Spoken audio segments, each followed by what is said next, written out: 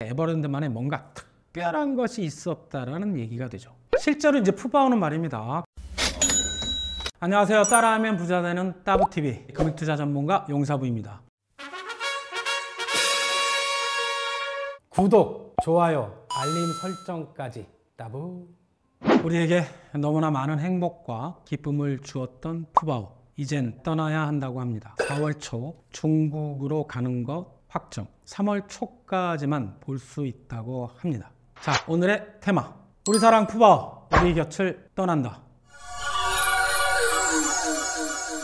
2020년 7월 20일 태어난 푸바오는 2024년 올해죠. 7월 20일 이내에 중국으로 돌아가야 하는데, 정확한 날짜는 아직 정해지지 않았지만 대략 4월 초 정도라고 합니다. 그러면 왜 푸바오가 떠나야만 할까요? 그것은 지난번 푸바오 영상에서 제가 말씀드렸죠. 워싱턴 협약에 따라 판다의 모든 소유권은 중국에게 있고, 새끼가 태어날 경우에 4살이 되기 전까지 중국에 보내도록 되어 있기 때문입니다. 그렇다면 지난해 태어난 쌍둥바오, 루이바오, 후이바오죠. 두 쌍둥이는 2027년에 중국에 돌아가야 한다는 얘기가 됩니다. 그러면 중국과 협의해서 기간을 연장하면 되는 것 아니야? 그런데 그게 말입니다. 말처럼 쉽지가 않습니다. 해외 사례가 있죠. 일본에서 2017년 태어난 새끼 판다 샹샹이 있었는데 2살이 된 2019년 중국으로 보내질 예정이었습니다. 그때는 2년이었나 보죠. 임대기간 요청 여론이 들끓었죠. 협의를 거쳐 도쿄에 1년간 더 머물렀고, 그런데 그 이후에 코로나가 터졌어요. 그래서 추가로 연장이 돼서 5살이 된 2022년 중국으로 돌아갔습니다. 또 다른 사례가 있는데, 지난 2014년 수교 40주년을 기념으로 중국이 말레이시아의 판다 부부 싱싱 량량을 10년간 임대했는데, 싱싱과 량량은 2015년, 18년, 21년에 각각 새끼 1마리씩을 누안, 이이 셩이를 낳았습니다. 새끼는 2살이 되면 중국으로 보낸다는 중국의 요구에 따라 모두 중국으로 돌아갔습니다.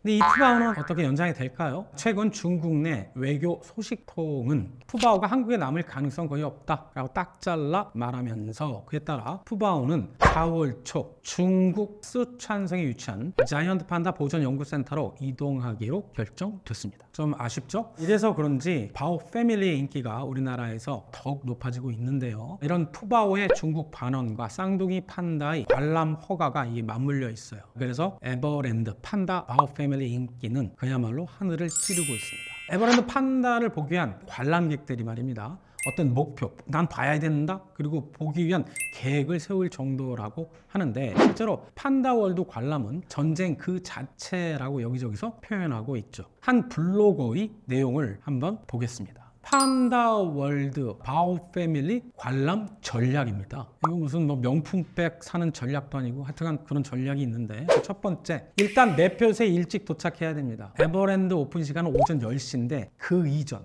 약 8시 반 이전에 도착해야 맨 앞줄에 쓸 수 있다는 거죠. 그것은 뭐와 맞물려 있냐면, 특히 쌍둥이 판다의 활동 시간이 오전 10시에서 11시이기 때문에 그 시간대 판다월드에 반드시 입장해야 쌍둥이 판다가 노는 모습을 볼 수 있기 때문입니다. 그래서 오픈런이 필수 아닌 필수가 되었다고 하는데요. 더더욱이 아침 일찍 매표소 앞에 줄 서기 위해서 에버랜드 인근의 숙소 정하기도 필수라고 합니다. 에버랜드 근처의 모텔과 호텔이 어떤 성수기를 이루고 있죠. 두 번째로, 무조건 젖먹던 힘까지 발휘해서 뛰어야 한다고 합니다. 그림을 보고 계시는데요. 매표소에서 판다월드까지 가는 어떤 코스죠. 그 코스까지 무조건 뛰어가야 판다월드 앞에 있는 입구에 조금이라도 앞에 줄을 설 수 있게 된다고 하는 것이죠. 줄도 안쪽 줄에 서야 좀 더 빨리 들어간다고 하고요. 한 번에 70명 정도 입장. 판다월드가 이제 2군데가 있는데 한 군데당 10분씩만 관람할 수 있습니다. 그러나 역경을 극복하고 나면 느끼는 행복감은 최고라고 이구동성으로 말하고 있죠. 이렇게 푸바오가 간다고 하고, 그리고 또 루이바오, 후이바오가 관람 허가까지 되어 있어서 최소한 3월 초 푸바오 관람이 가능한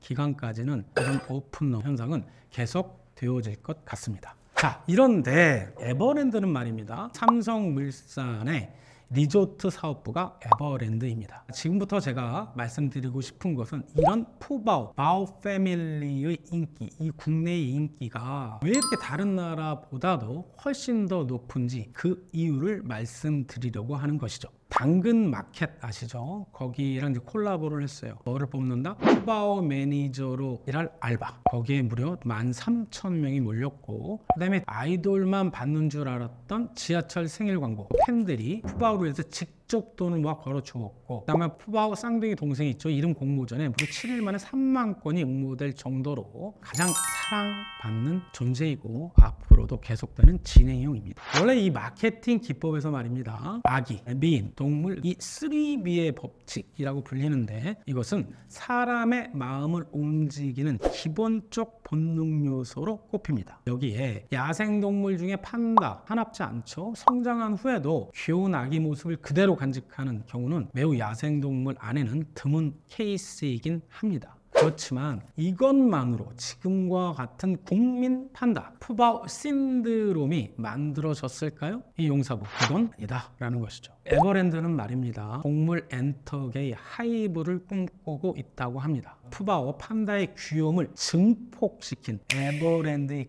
끈질기고 치밀한 마케팅 전략이 숨어 있었기 때문이죠.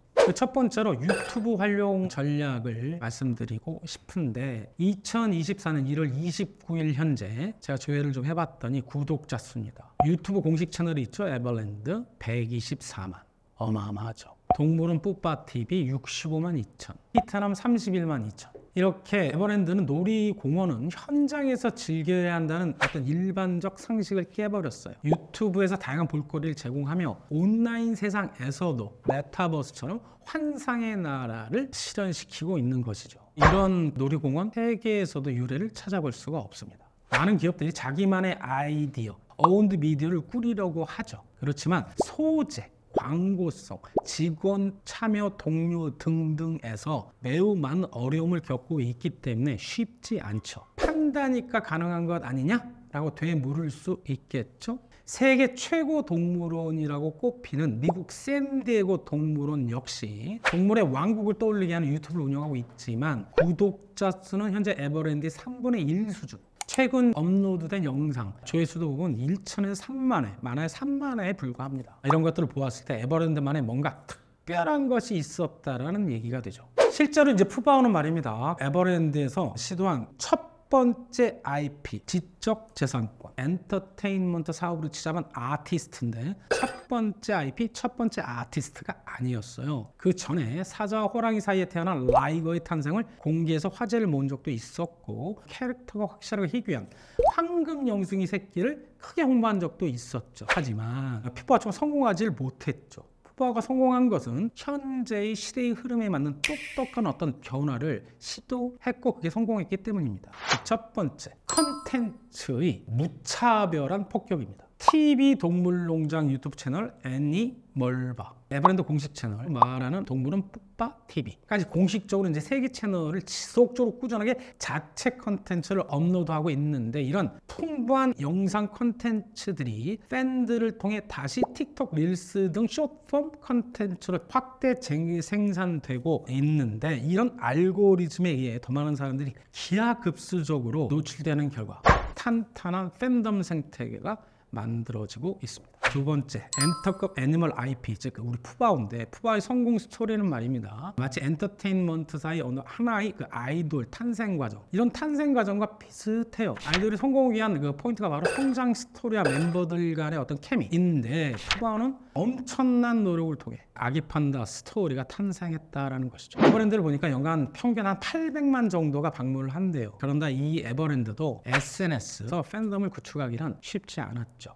그 사육사와 우리 푸바오나 판다 가족들의 관계를 일상생활을 그대로 보여주는 거죠. 거기에다가 4월 초 곧 헤어질 운명. 자, 이런 것들이 재생산이 가능한 수많은 영상, 팬 커뮤니티 구축, 에버랜드 이런 동물 엔터계에서 하이브가 하는 방식을 그대로 하는 듯합니다. 이 모든 것이 초기 커뮤니케이션 그룹 직원들이 방문 고객 온라인을 통해서 직접 발로 뛰어다니면서 한 것을 제가 살펴보았는데 이런 것들이 처음에 페이스북을 거쳐서 인스타그램, 네이버 블로그, 지금은 유튜브까지 이어진 아기 판다 다이어리, 예능 형식의 티타남 등이 만들어졌기 때문에 가능했다고 평가가 됩니다. 자, 여기서 재미있는 우리 동물 계정 회계를 한번 보도록 하겠습니다. 동물원에서는 말입니다, 가장 중요한 유형자산은 아무래도 뭐죠? 동물이죠. 당연하겠지만 동물은 한번 사오면 사망하기 전까지 관객들이 보니까 어떤 이용료, 수익을 창출해 줄 수 있기 때문에 자산이라고 일컬어지는 거예요. 예를 들어 아프리카에서 코끼리를 사와서 관람객에게 전시한다면 그 코끼리는 동물원 입장에서 유형 자산으로 잡히죠. 동물도 수명이 있으니까 기계나 건물처럼 매년 감가상각을 합니다. 자, 그렇다면 우리 바오 패밀리는 어떨까요? 앞서 말씀드렸듯이 중국으로부터 빌려온 것이에요. 그렇게 보았을 때 판다는 유형 자산이 아니라 사용권 자산에 해당이 됩니다. 다시 말해 자동차를 매월 리스하듯이 빌린 것, 리스한 것이에요. 회계 장부상 리스 부채이자 사용권 자산으로 표시됩니다. 당연히 반환 시기까지 감가상각도 합니다. 좀 냉정한 말이죠. 재미삼아 우리 푸바오 관련 동물 회계를 살펴보았습니다. 이렇게 푸바오가 중국으로 돌아간다고 하니 너무나 아쉽습니다. 저도 돌아가기 전에 꼭 한번 에버랜드를 방문할까 합니다. 그리고 오픈런드에서 귀여운 루이바오, 후이바오가 활동하는 10시 이전까지 입장을 꼭 해보겠습니다. 자, 이상 아쉬움을 뒤로 하고 우리 푸바오에게 이별을 전해야 하는 상황이 되었습니다. 여러분들께서도 제가 오늘 드린 방송 내용을 참조하셔서 관심 있으신 분들은 떠나기 전에 보시기 바라겠고, 대표소 오픈 시간 이전에 일찍 도착해서 판다월드까지 뛰어야 된다는 것 꼭 알고 계시기 바랍니다. 이상 따라하면 부자가 되는 따브TV 용사부였습니다. 따브.